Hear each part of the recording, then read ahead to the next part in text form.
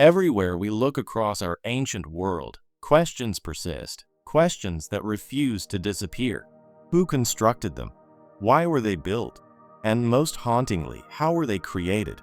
These are not mere gaps in our textbooks. They are profound wounds in our grasp of the past. Mysteries that do more than confuse. They challenge us. They disturb us. They compel us to question if history, as it stands, is only a surface glimpse of something far more profound. Could there be a lost chapter in humanity's story, one concealed beneath ash, ocean depths, or forgotten by denial? Tonight, we will reveal those secrets. So settle in, relax, and join me as we delve deep into the most puzzling ancient mysteries that science still cannot unravel. The Yonaguni Monument, echoing softly from a time long forgotten, shaped in stone and cloaked in underwater shadows, there lies another quiet enigma. Formed, or perhaps sculpted, from the ocean's own bedrock, and discovered not by purpose but by chance, this mystery rests quietly beneath the waves. Off the southern shores of Japan, near the secluded island of Yonaguni, divers charting coral reefs in the mid-1980s stumbled upon something entirely unexpected, a vast underwater structure, layered and angular, as if molded with intention. This submerged formation soon earned the name Yonaguni Monument and has, ever since, dwelled in the gray space between natural geology and ancient architecture, between the workings of Earth and the whispers of a forgotten culture. Lying nearly 25 meters below the sea's surface, the monument rises from the seabed like a submerged temple or staircase to nowhere. Its broad, flat tiers, strikingly geometric steps, and razor-straight edges seem almost too precise to be the work of time and tide alone. Wide platforms give way to what appear to be staircases.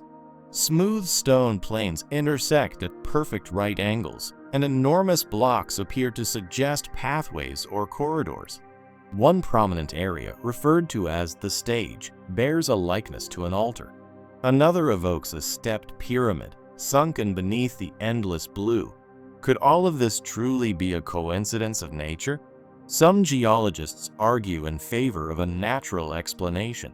They point to regional sandstone fractures, tectonic activity, and ages of erosion by water and waves as the sculptors of this marine marvel.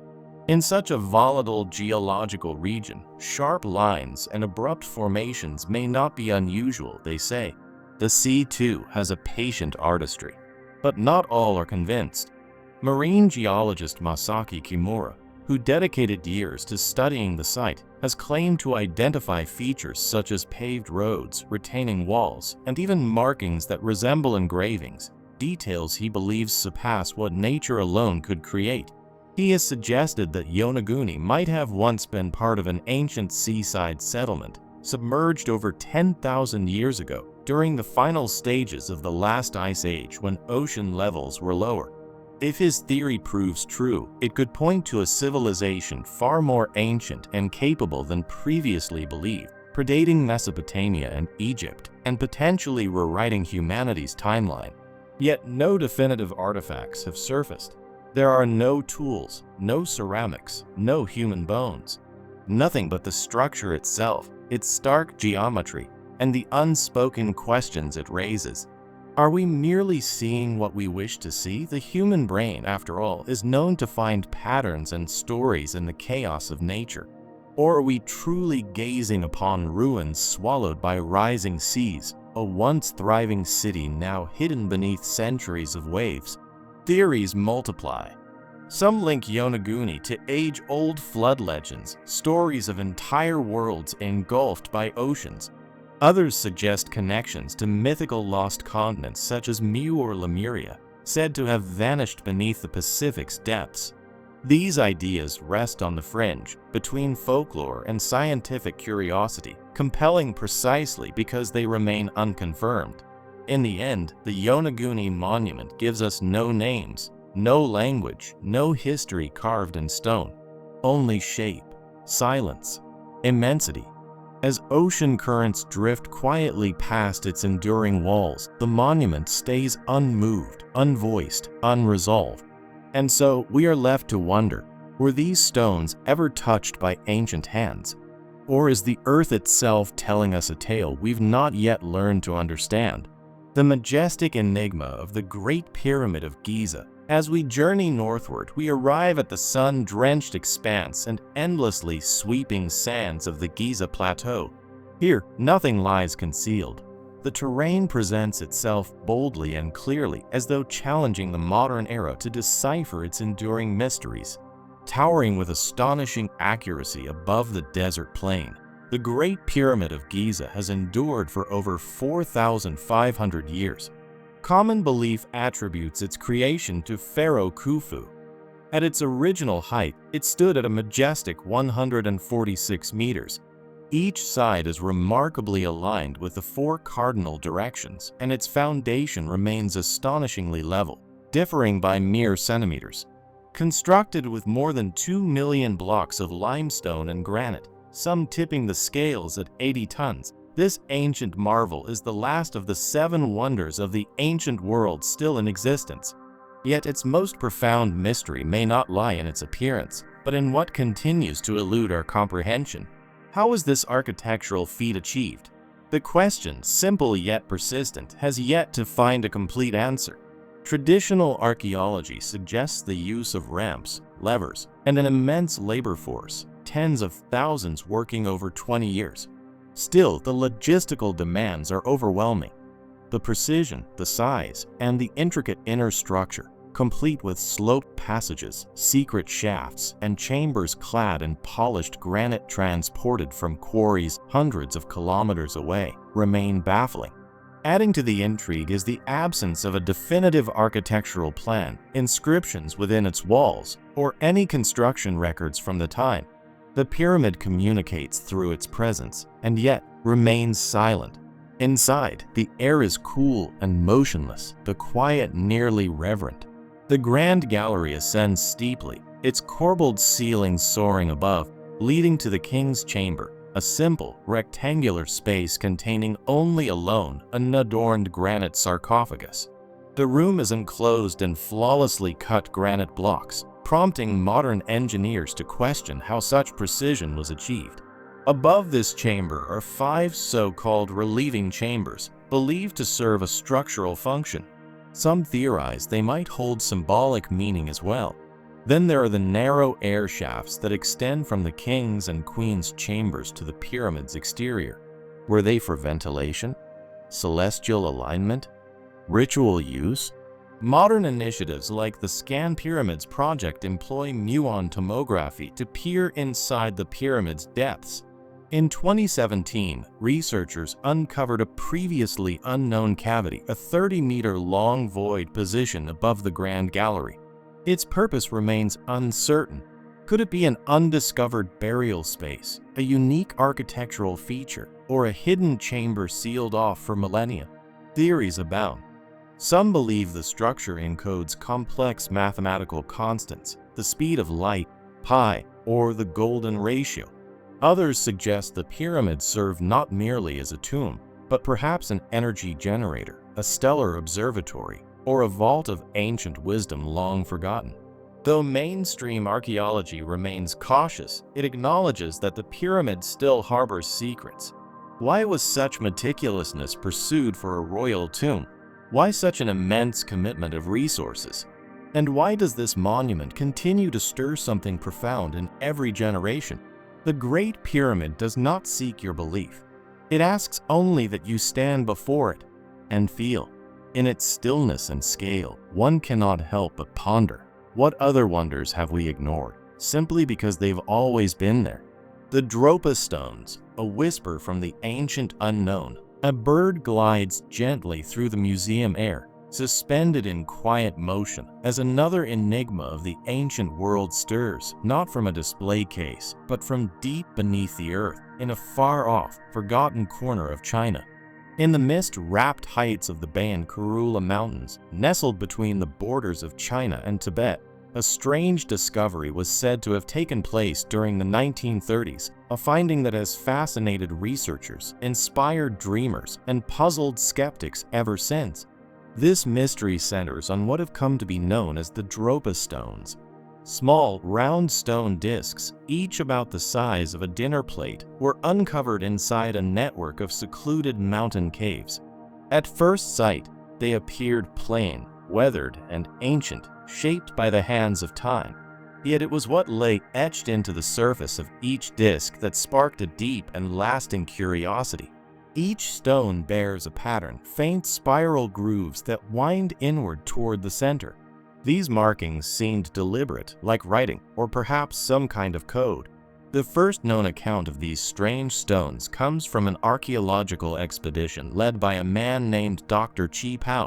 In 1938, his team reportedly found these discs while exploring the caverns of Bayan Karula. According to those early reports, the discs were unlike anything ever cataloged before. The markings covering them did not match any known script or symbol system. The more scholars examined them, the more mysterious they became. But the physical markings were only part of the mystery. The legends whispered by locals gave the stones a deeper, stranger tale. According to the oral traditions passed down through the region, the Dropa were a tribe of beings who came from the sky, descending from the stars in a time long before memory. Some believe the stones were their message, a kind of recorded language or map, left behind after their visit to Earth. More curious still was the material. Though the discs looked like stone, researchers claimed their composition was something different, a kind of metallic alloy not commonly found in the region. Despite their ancient appearance, the surfaces of the stones were smooth, almost polished, crafted with a precision that seemed beyond the tools of the time. Could these be the remnants of an unknown people? Or were they, as some claimed, relics from a civilization that didn't originate on this planet at all? As theories multiplied, some began to see the spiral grooves not simply as writing, but as coordinates, perhaps even a star chart pointing back to a home world across the stars. Others suggested the markings could represent a primal or early form of language, a kind of proto-writing unknown to modern linguistics. And then there were those who went further still, proposing that the spirals bore resemblance to binary code, the digital language of computers. Could it be that these ancient objects encoded information, as if left behind by a civilization whose knowledge eclipsed even our own? Of course, the academic world has largely dismissed such claims. Many mainstream archaeologists question the authenticity of the Dropa stones altogether. Some say they are simply misidentified artifacts, perhaps ceremonial objects from a long-lost, but entirely terrestrial culture. Others go so far as to suggest the stones are part of a modern hoax, a misunderstanding or exaggeration, tangled up in folklore. Still, the mystery clings to them. Despite decades of debate, the Dropa stones remain a puzzle without a clear solution. There are no confirmed locations where they are publicly displayed today. Many are said to reside in private collections, out of reach, out of sight. And so the questions linger. Who shaped them? Why were they hidden in the caves? Are they the product of human hands reaching across time? Or are they something far stranger? What if the Dropa stones are not merely remnants of an ancient world, but pieces of a much larger mystery? A forgotten message waiting patiently for someone who can finally read it. In the stillness of the mountains, where the wind threads softly through pine and stone, perhaps that answer lies waiting, not lost, but simply unrecognized. For now, the Fuente Magna Bowl, a script from the distant past, in a quiet hall where ancient figurines stand in stillness, their features locked in time. Another relic of the past quietly draws us in. This is no ornate crown or golden idol, but a simple ceramic bowl, and yet it may carry within its curves a secret that questions the very story of human civilization. High in the Bolivian highlands, not far from the mystical shores of Lake Titicaca, an unusual discovery was made during the 1950s. A bowl, later named the Fuente Magna Bowl, emerged from the soil. Measuring roughly 30 centimeters in diameter, the artifact at first appeared to be a finely crafted ceremonial vessel. But it was what had been etched into its inner surface that stirred the imagination of all who saw it. There, carved carefully into the clay, were inscriptions that bore a striking resemblance to Sumerian cuneiform, one of the earliest known writing systems, born in ancient Mesopotamia around 3000 BC. But the bowl had been found thousands of miles away from the Sumerian heartland, in a land completely separated by oceans and time. This puzzling contradiction invited more questions than answers. How could a bowl inscribed with ancient Sumerian symbols find its way to the heart of South America? Was it the remnant of trade? A ritual item brought across seas by long-lost sailors? Or was it something even more mysterious? Most archaeologists have approached the subject cautiously. The region where the bowl was uncovered was once home to the Tiwanaku culture, which flourished in the Andes around 1000 BC, long after the development of cuneiform writing in Mesopotamia. Perhaps, some speculated, the bowl was a trade artifact, passed from hand to hand across continents and cultures. Yet deeper scrutiny only added to the mystery. Some researchers pointed out that the inscriptions on the Fuente Magna bowl did not just resemble standard Sumerian script, but may even contain Proto-Sumerian symbols, precursors to the language itself, dating back even further in time. If accurate, this would imply a cultural connection that predates the known historical record. The possibilities are staggering. Some propose that the bowl is evidence of a civilization capable of crossing vast oceans long before the age of exploration. Others suggest that ancient peoples were far more interconnected than we've assumed, perhaps even sharing symbols, stories, and spiritual ideas across distances we once thought impossible to traverse. There are still more speculative theories. Some believe the bowl may be part of the legacy of a lost civilization, one whose influence stretched across the globe before vanishing into myth.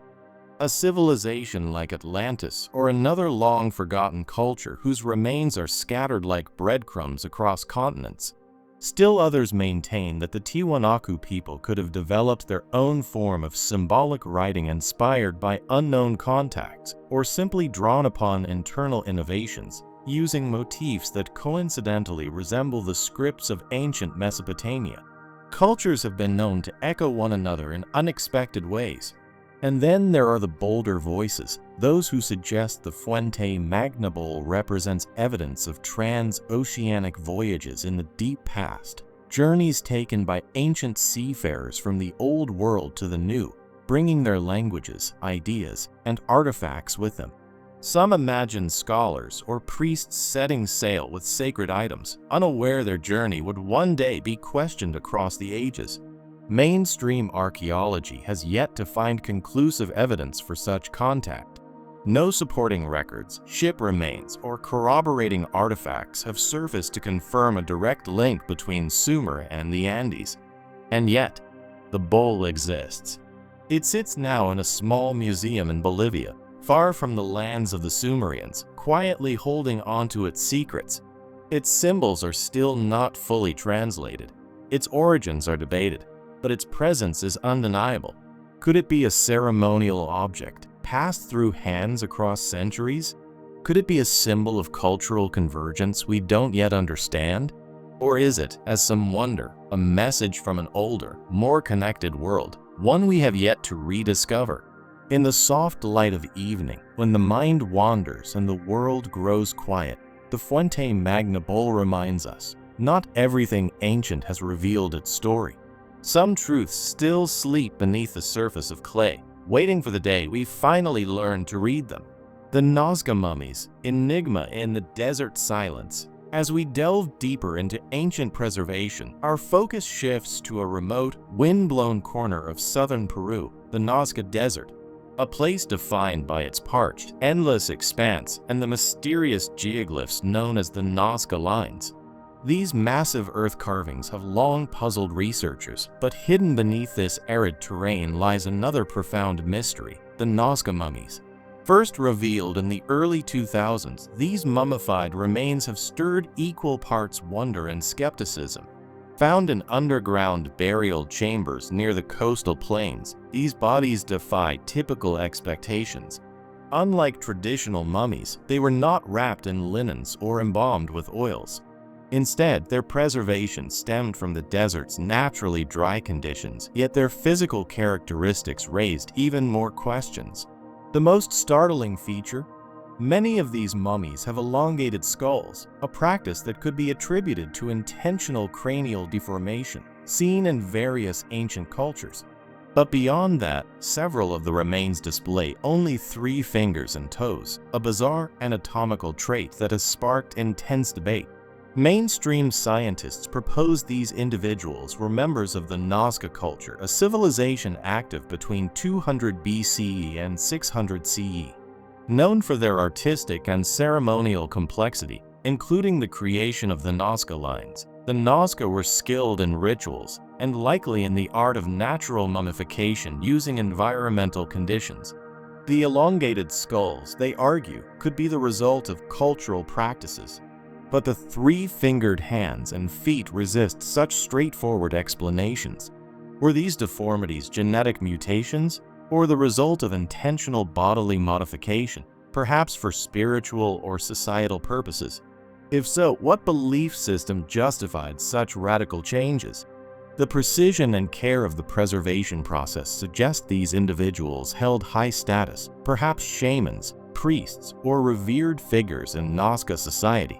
Initial reactions from scholars were dismissive. Many assumed the mummies were elaborate hoaxes, modern fabrications meant to deceive. However, subsequent analyses, including carbon dating and DNA testing, indicate that the remains are over 1,000 years old and genuinely human, albeit with unexplained traits. Rather than answers, these findings only led to deeper mystery. Speculation quickly took hold. Some proposed extraterrestrial connections, linking the mummies to theories of ancient alien contact. According to this view, the strange features are evidence of hybrid beings or genetic manipulation, the remnants of contact between humans and visitors from the stars. Others see these mummies as potential products of a forgotten civilization with advanced knowledge, possibly capable of genetic engineering. Were the Nazca people in possession of forgotten scientific wisdom? Could these mummies represent an attempt to cultivate beings with unique attributes for religious or functional roles?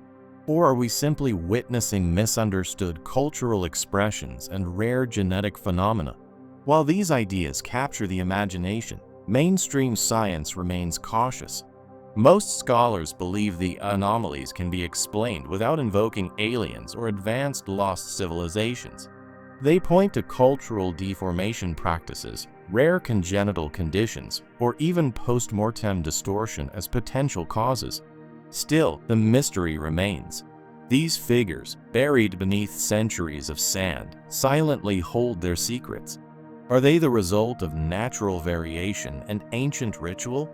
Or do they whisper of forgotten knowledge, hidden just beyond our grasp? In the quiet of the desert, where wind shapes the earth and shadows stretch across time, the Nazca mummies endure, enigmatic, silent, waiting. They remind us that for every answer uncovered, a dozen questions often arise. And sometimes the desert holds its breath a little longer, guarding stories not yet ready to be told. The Vimanas of ancient India echoes from the sky as the mystery of the Koknos stone continues to captivate the imagination. Our journey shifts to another enigmatic idea, one deeply rooted in the spiritual and cultural heritage of ancient India. Here, amid the rich mythologies and sacred scriptures of one of humanity's oldest civilizations, we uncover stories of flying machines, divine weaponry, and epic celestial wars. These accounts speak of Vimanas, legendary aerial chariots said to glide through the heavens, steered by gods and heroic figures. The earliest mentions of these wondrous crafts appear in the ancient Vedic texts, foundational scriptures of Hinduism that trace back thousands of years. Specifically, the Rig Veda and the epic Mahabharata offer vivid portrayals of Vimanas as extraordinary vehicles capable of swift, multidimensional travel. Described as divine machines with the ability to fly at incredible speeds, execute sharp maneuvers, and even vanish from sight, Vimanas often straddled the line between the sacred and the technological. These magnificent chariots were associated with sages, deities, and kings, ultimate symbols of prestige, wisdom, and divine power. One of the most well-known references to a Vimana comes from the Mahabharata, which chronicles the monumental conflict between royal families. In this epic, the warrior Arjuna is said to ride in a Vimana called the Vajra, a fearsome flying chariot equipped for combat. The level of detail in these descriptions, including propulsion mechanisms, steering systems, and armaments, is astonishing, bearing uncanny resemblance to modern aircraft or even spacecraft. Some of these flying machines are said to have deployed powerful energy weapons, capable of destroying entire battalions, evoking images of missiles or high-energy beams.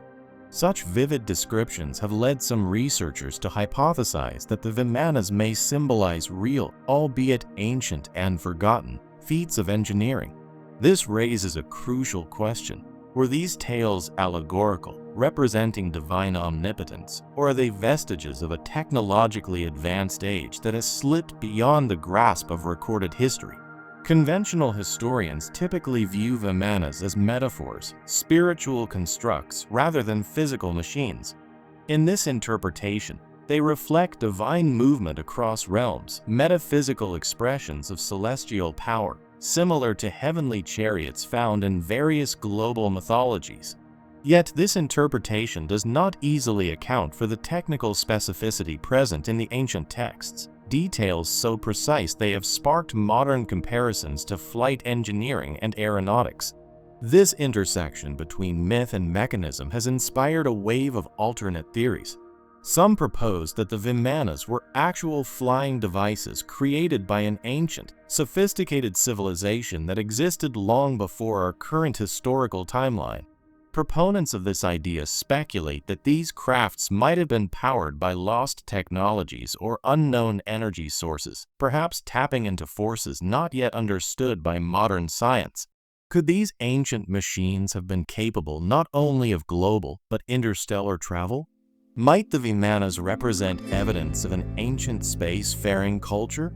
Adding yet another layer to the mystery, fringe theorists have suggested that Vimanas were not of earthly origin at all.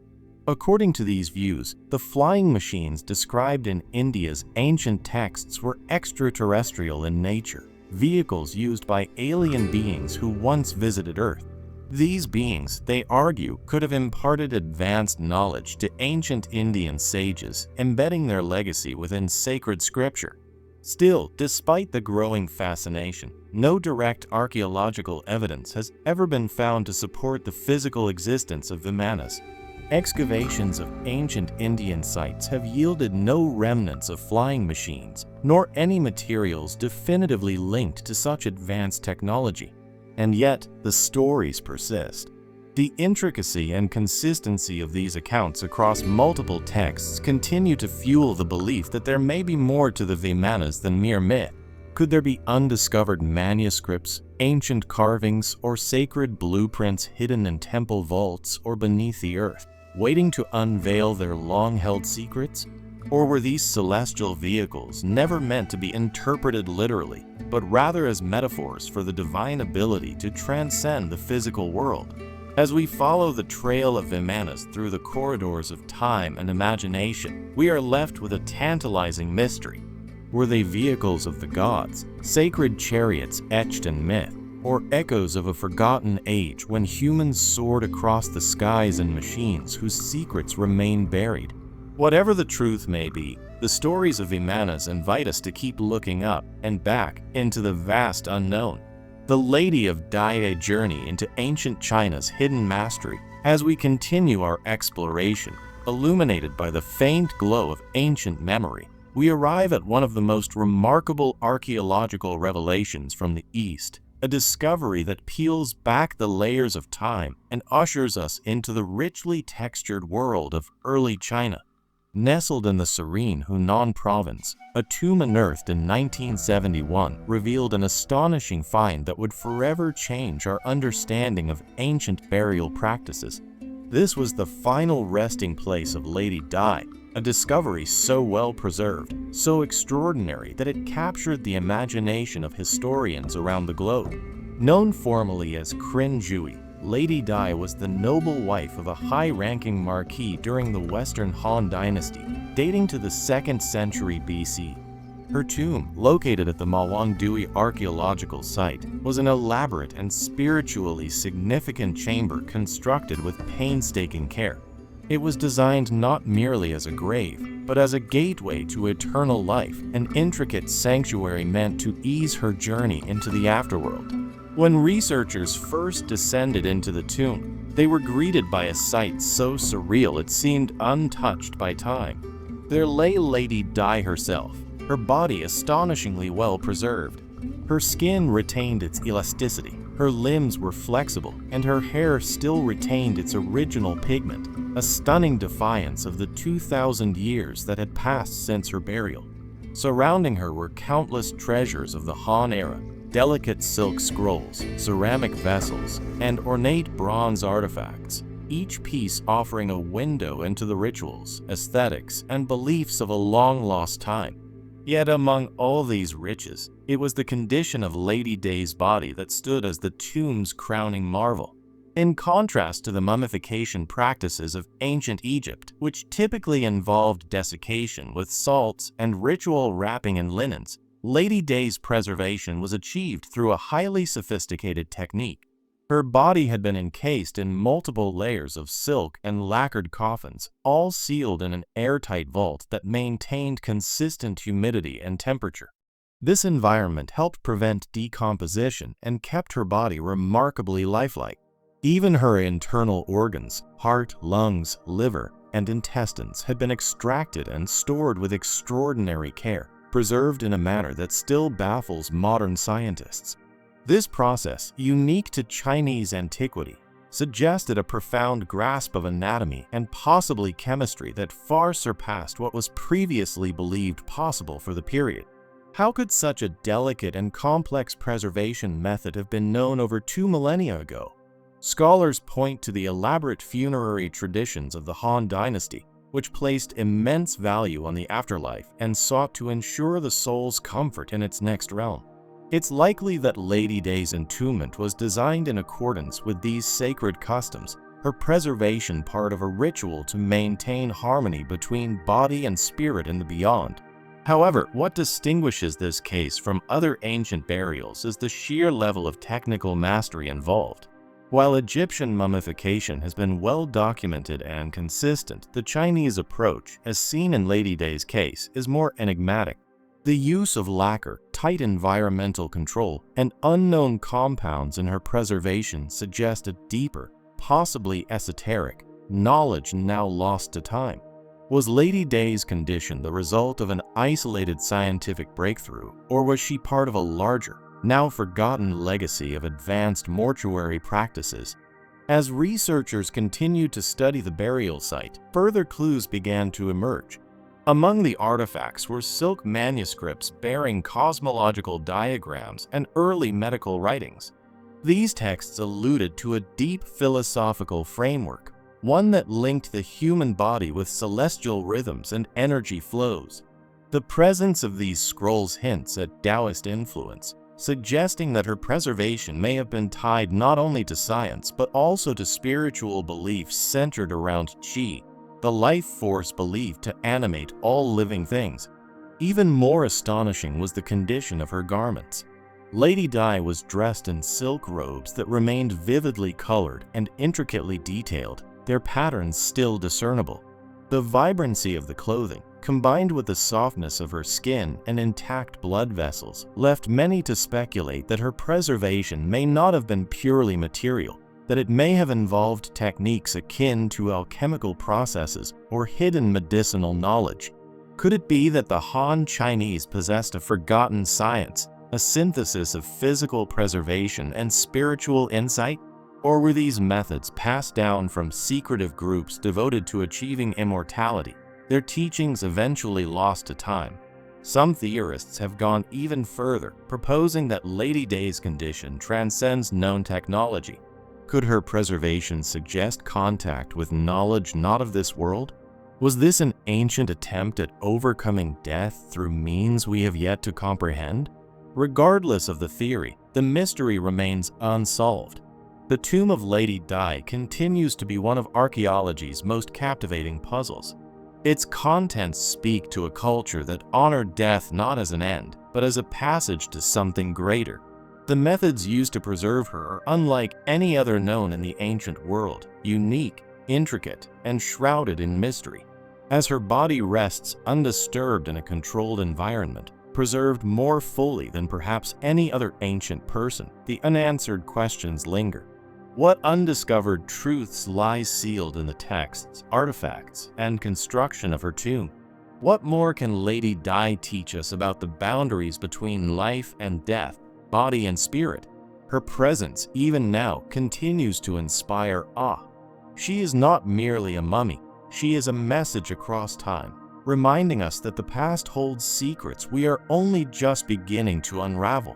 And somewhere beneath the soil of ancient China, more such secrets may yet wait to be uncovered.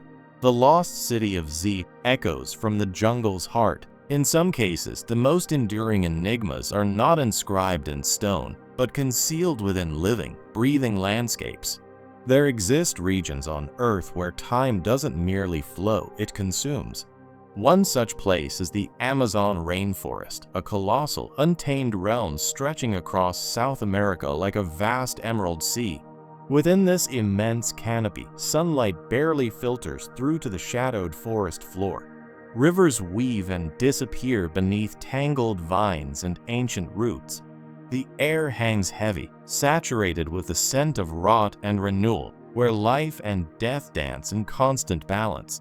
This is a domain of mystery, and at its center lies one of the most tantalizing legends ever told, the story of the lost city of Z. To British adventurer Percy Fawcett, this legend was far more than folklore. It became his mission. In the early decades of the 20th century, Fawcett led daring expeditions into the depths of the Amazon in search of what he believed to be a lost and highly advanced civilization hidden within the jungle's green abyss. He referred to it only as Z. Drawing upon ancient maps, native stories, and curious relics discovered during his journeys, Fawcett became convinced that this city rivaled the grandeur of the classical world. He imagined a people accomplished in sciences like astronomy and mathematics, perhaps even possessing wisdom we have yet to rediscover. In 1925, accompanied by his son and a small team, Fawcett vanished within the rainforest's uncharted corridors, never to return. Their disappearance remains one of the most compelling unsolved mysteries of modern exploration. But even more haunting than their fate is the question that still echoes: was Fawcett mistaken or simply ahead of his time? For years, mainstream thinkers dismissed his theories as fanciful and rooted in outdated colonial ideals, wishful thinking projected onto a landscape perceived as too fierce and infertile to host advanced societies. It was widely accepted that the Amazon's nutrient-poor soil and harsh environment made complex civilizations impossible. Yet recent advances in science are beginning to tell a different story. With the help of satellite technology and LiDAR, laser-based terrain scanning, researchers have uncovered massive, interconnected structures previously swallowed by centuries of forest overgrowth. These include precise geoglyphs, straight causeways, and settlement patterns resembling ancient urban planning. What was once hidden beneath the jungle now emerges in fragments: symmetrical mounds, trench lines, and evidence of sophisticated agriculture. There are signs of road systems and ceremonial zones, an intricate society not unlike those of other great ancient cultures. Are we seeing glimpses of Fawcett's Z? Or perhaps many ZS, scattered ruins of a forgotten Amazonian civilization? Even now, the jungle guards its secrets. Much of it remains impenetrable, with many sites accessible only to the most determined. What little has been studied reveals a culture remarkably in tune with its surroundings, resilient, resourceful, and inexplicably lost long before European settlers arrived. Might there be ancient wisdom hidden within these rain-soaked ruins? Oral traditions passed down by indigenous communities speak of powerful places shaped by stone and earth, sites imbued with spiritual and societal meaning. These stories whisper of ancient architects and long-lost knowledge. And what of Percy Fawcett? Did he stumble upon something so profound that he chose to remain hidden? Or did the jungle itself, with all its mysteries, consume him as it does so much else? The question remains suspended in the humid air, unanswered but unforgettable. The legend of the lost city of Z persists because it stirs something deep within us, a reminder that some civilizations don't leave behind towering monuments or written records. Instead, they leave behind riddles, questions that outlast time. The Kailasa Temple, Ellora, a testament in stone. After exploring the Yonaguni monument, still hidden beneath the sea and shrouded in speculation, we now ascend into the rugged elevations of Western India, where a different tale is etched not by nature's decay or tectonic force, but by deliberate, skillful subtraction. Here, in the quiet town of Ellora, nestled in the Sahyadri Hills, stands one of the most breathtaking feats of architectural ingenuity known to humanity, the Kailasa Temple. Unlike conventional buildings constructed from separate stones, this masterpiece was not built on the rock, it was carved into it. Sculpted from the very heart of a massive basalt cliff, the temple was formed by cutting downward from the top of the mountain.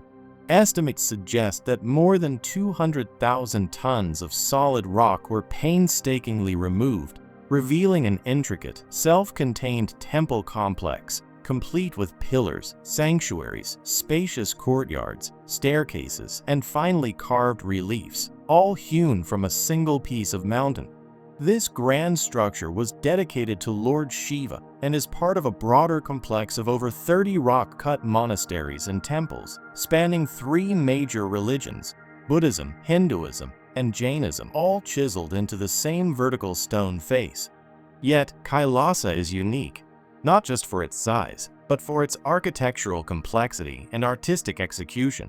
Traditionally, it is believed to have been commissioned by Rashtrakuta King Krishna I in the 8th century CE, according to surviving inscriptions. However, this official narrative raises pressing questions. Experts argue that such an elaborate excavation would typically require several centuries to complete, even with thousands of workers operating continuously. Yet legends tell a different story, that the entire structure was completed in as little as 18 years. How could such an enormous and precise structure be executed in such a short span of time? How did the artisans manage a top-down excavation with such precision, especially without access to modern engineering tools, scaffolding, or blueprints? One error, a misaligned column, an overcut angle, could have jeopardized the entire monument. Then there are the sculptures. Carved directly into the rock face, these figures breathe with motion and energy. Scenes from mythology wrap around the temple walls. Carved elephants seem to carry the temple's weight upon their backs. Columns rise in flawless symmetry. The internal chambers radiate harmony. Every inch, every detail emerges from the same unbroken stone without seams or joints. It's not a collection of assembled parts, but a single unified vision brought to life through relentless carving. Some theorists propose that the builders may have possessed ancient, now lost technologies, perhaps using resonance-based tools or even methods to soften stone for shaping. Others suggest the temple could be far older than officially stated, potentially built atop much earlier foundations, obscured by time. No blueprints have survived. No written manuals or technical plans exist to explain its creation. All that remains is the monument itself, quiet and timeless, daring us to understand its origins. Was it an act of pure devotion that enabled its completion? Was it a triumph of artistry, of cultural determination, or of engineering insight now lost to the ages? The Kailasa Temple does not give us answers. It offers wonder. As sunlight streams into its open courtyards and dances along its ancient carvings, we are left to reflect. Is this the result of unimaginable craftsmanship, or a remnant from a forgotten epic of genius we've yet to comprehend? The Phaistos Disc, a clay enigma from ancient Crete, while the Rongo Codex lies quietly tucked away in the archives of antiquity, its undeciphered characters a silent reminder of lost human wisdom. We now turn our attention to another perplexing relic, one that has challenged the minds of scholars and historians for over 100 years. This object, small in size but rich in mystery, was discovered on the island of Crete. In the year 1908, during the excavation of the Minoan Palace at Phaistos, archaeologist Luigi Pernier unearthed a curious clay disc. This find would go on to become an emblem of one of the most enduring archaeological puzzles ever uncovered, the Phaistos disc. Roughly circular and modest in scale, this terracotta tablet is decorated on both sides with spiraling rows of stamped symbols, 45 distinct signs, meticulously arranged in sequence. Unlike any known writing system, these symbols do not align with scripts from ancient Greek, Egyptian, or Mesopotamian traditions. Yet their careful layout implies intention, logic, and possibly a structured language. The disc spans approximately 15 centimeters across, and its surface is unusually smooth and symmetrical. The symbols, impressed into the clay using pre-formed stamps, spiral inward in a striking design that has captivated the imagination of countless researchers. What sets the Phaistos disc apart isn't merely the obscurity of its inscriptions, but also the flawless craftsmanship of its creation. Each symbol was stamped with consistency and care, suggesting a systematized method, not random artistry. The technique used implies the creator had access to tools and a process quite sophisticated for its time. Though countless attempts have been made to crack its code, the disc's language remains impenetrable. Some have drawn parallels to Egyptian hieroglyphs, while others think it might be a kind of linear script, yet it matches none of the scripts historically known from the broader Aegean region or beyond. Dated to around 1700 BCE, the disc falls within the timeline of the Minoan civilization, a culture known for its refined artwork, maritime prowess, and complex religious life. Still, even with that cultural backdrop, the disc's function and message remain elusive. Mainstream theories suggest the disc may have served a spiritual or ceremonial role, possibly a hymn, a ritual chant, or a religious calendar. The spiral layout hints at cycles, perhaps tied to celestial events, seasonal farming, or festivals observed by the ancient Minoans. Alternative interpretations abound. Some propose that the disc might have been an educational artifact, a game, a lesson tool, or a piece of intellectual entertainment reserved for the Minoan elite. Yet, speculation grows wilder as we explore the fringes of theory. Some believe the disc preserves a forgotten language, not just from the Minoans, but perhaps from a much earlier, now vanished culture. Others suggest it could even represent extraterrestrial communication, a coded message sent by beings from beyond Earth, designed to be unlocked only when humanity reached the appropriate level of understanding. There are even those who see in it a map, perhaps a guide to hidden locations, ancient cities, or sacred energy sites lost through time. Despite being subjected to state-of-the-art technology, from advanced imaging to AI-assisted linguistic models, and even radiocarbon testing, no consensus has been reached. No second object bearing similar markings has surfaced. The Phaistos disc remains a one-of-a-kind mystery, its context and purpose locked in the clay from which it was formed. Is it a fragment of a lost chapter in human civilization? A relic from a forgotten culture? Or even a cosmic riddle? Or perhaps it's something more subtle, an ancient intellectual challenge crafted specifically to perplex, provoke, and inspire wonder. For now, the disc rests in silence, guarded by the passage of time and the soil of Crete. Its true voice unheard, it beckons to those curious enough to listen. As it continues to elude understanding, it invites us to ponder the vast troves of ancient knowledge that may still lie hidden, awaiting discovery. Acoustic mysteries of ancient temples, As we shift our attention from whispered tales of ancient cataclysms, we uncover a new layer of enigma, this time hidden within the architectural marvels of ancient temples found across the globe. These sacred places, constructed thousands of years ago, have long been venerated not only for their religious and cultural meaning, but also for the strange acoustic qualities they appear to possess. Qualities that have left explorers, historians, and scientists mystified for generations. Picture yourself walking into the grand interior of the Karnak Temple complex in Luxor, Egypt, one of the most extraordinary ancient sites in the world. Towering stone columns loom overhead like sentinels of time, adorned with elaborate hieroglyphs and symbolic engravings that recount stories of deities and monarchs. But something subtle and unexpected happens as you speak aloud in this sacred space.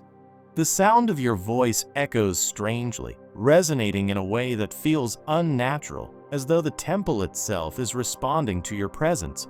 It may seem as if the stones are not merely reflecting your voice, but amplifying it, making it feel more forceful, more meaningful. This phenomenon is not isolated to Karnak. All around the world, temples from the Giza pyramids in Egypt to Peru's Machu Picchu to Cambodia's Angkor Wat exhibit similarly puzzling auditory effects. These ancient structures seem to manipulate sound in peculiar ways. Some amplify specific tones, others create strange resonances, and all defy replication by modern architectural methods.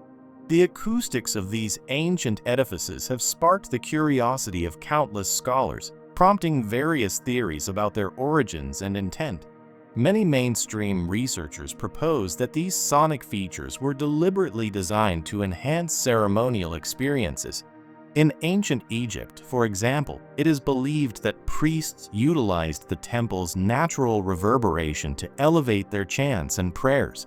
The echoing sound would fill the chamber, making the ritual feel more immersive and spiritually powerful, bridging the gap between the earthly and the divine. In other cultures, specific tones were thought to affect the surroundings in ways that promoted healing, enlightenment, or altered states of consciousness. At Machu Picchu, researchers have observed that particular echo points within the temple align with astronomical phenomena, like the summer solstice. Some believe that the ancient builders designed these acoustics to forge a cosmic connection, enabling communication with the divine, a sacred dialogue between earth and sky. Could these sonic characteristics have been part of a forgotten knowledge, intentionally engineered for spiritual and practical use? Beyond the sacred rituals, other theories suggest more functional applications. Some propose that the architectural design of these temples, featuring large courtyards and elevated stone walls, was meant to project sound across great distances. This would allow rulers, priests, or officials to address large gatherings without the use of modern amplification tools. While these interpretations fall within conventional academic thinking, other ideas push the boundaries into more speculative territory. A growing number of researchers are beginning to ask whether the acoustic traits of these ancient buildings were tied to lost forms of advanced technology. Did civilizations like the Egyptians, the Mayans, or the builders of Angkor Wat possess an understanding of sound physics or vibrational science that has since vanished from human memory? Some suggest these temples were created to work in harmony with the Earth's natural resonances, potentially channeling energy fields that remain poorly understood today. Fringe theories even link temple acoustics to gravitational forces or electromagnetic phenomena, implying that these spaces may have been built not just for human rituals, but as conduits for tapping into invisible energies, bridges between the physical world and the unseen. Is it possible that the temple's unique acoustics were not merely incidental, but represented a conscious attempt to manipulate environmental forces using sound? Could this knowledge have been part of a now-lost science, a technology of resonance that influenced energy, space, and even consciousness? More intriguingly, numerous visitors have reported unusual physical sensations when standing within certain areas of these temples. Some describe a euphoric state, a feeling of expanded awareness, or a strange calmness, as if the vibrations in the air were subtly interacting with the body and mind. Could these effects be the remnants of an ancient practice aimed at healing, deep meditation, or altered perception? Despite modern investigations, the enigma of these acoustical phenomena remains unresolved. While significant progress has been made in decoding the structural brilliance of these monuments, the deeper motivations behind their construction, whether rooted in faith, communication, or something entirely unknown, continue to elude us. Did ancient temple builders possess insights into sound and vibration that go beyond what we currently understand? What secrets might these harmonic designs reveal about the lost wisdom of ancient civilizations? And how might these mysteries shed light on the hidden relationship between sound, architecture, and the forces of the universe? As we keep exploring these majestic remnants of the past, the echoes they carry still linger, waiting patiently to disclose the truths they have guarded for millennia. The forgotten labyrinth of Egypt. From the wetlands of southern Spain, our focus now shifts to another ancient territory, one whose monuments still tower over the desert and whose rulers have names engraved forever in history. Yet even in the core of Egypt, there exist hidden secrets, mysteries buried deep that resist explanation. To the southwest of Cairo, beyond the well-known majesty of the Giza Plateau and past the shadows of pyramids rarely visited by travelers, lies an overlooked plain near the village of Hawara. To the casual eye, it seems unremarkable, low heaps of scattered rubble strewn across the dry land. However, ancient writings reveal something entirely different once stood here, something immense, something unparalleled in Egypt or the wider ancient world. It was known as the Labyrinth. First mentioned by the Greek historian Herodotus in the 5th century BCE, he claimed first-hand observation. He described a structure more magnificent than even the pyramids themselves, 12 vast courts, thousands of interconnected rooms, and passageways winding through 2 colossal levels, one above ground and another below. Deep in the lower chambers, he asserted, were tombs of kings and sacred crocodiles, sealed away from the outside world. Other classical authors, Diodorus, Pliny the Elder, Strabo, gave similar reports. Some said the labyrinth functioned as a temple, others as a royal archive. Still others suggested something more cryptic, a design built not merely to perplex but to protect, constructed to hide knowledge, rites, or truths reserved only for the initiated. Yet, despite the vividness of these accounts, no trace remains, or so it appears. In the late 19th century, the renowned Egyptologist Flinders Petrie excavated the area surrounding Hawara. He uncovered the remains of a vast platform nearly 300 meters long, beneath which he believed the labyrinth had once stood. Fragments of columns, detailed carvings, and polished floors surfaced, but the structure itself was missing, dismantled long ago, its stones reused, its halls collapsed, its story silenced. Then, in 2008, a team of Belgian and Egyptian researchers employed ground-penetrating radar surveys in the area. Their findings revived interest. Complex geometric irregularities beneath the surface, rectangular formations resembling walls, rooms, or corridors, hidden under layers of sand and debris. Could this be the lost labyrinth, or another forgotten monument awaiting discovery? Speculation runs wild. Some propose the labyrinth was a grand library containing sacred texts and knowledge from Egypt's earliest dynasties. Others believe it held archives of pre-dynastic rulers, or even civilizations predating Egypt itself. More speculative theories link it to Atlantis, secret societies, or coded wisdom passed down from a vanished era. But after all the stories, maps, measurements, and satellite scans, one fact stands firm. No modern excavation has fully uncovered what lies beneath Hawara. What purpose did this vast, complex structure serve? Why was it buried, torn down, erased from history? And what secrets may still rest beneath that silent plain of stone and sand? The lost labyrinth of Egypt continues to evade us, not only physically, but intellectually as well. A puzzle carved in stone, then swept away, waiting perhaps for the right eyes to rediscover it. From the hidden enigma of Egypt's lost labyrinth, we are left with questions echoing through the ages.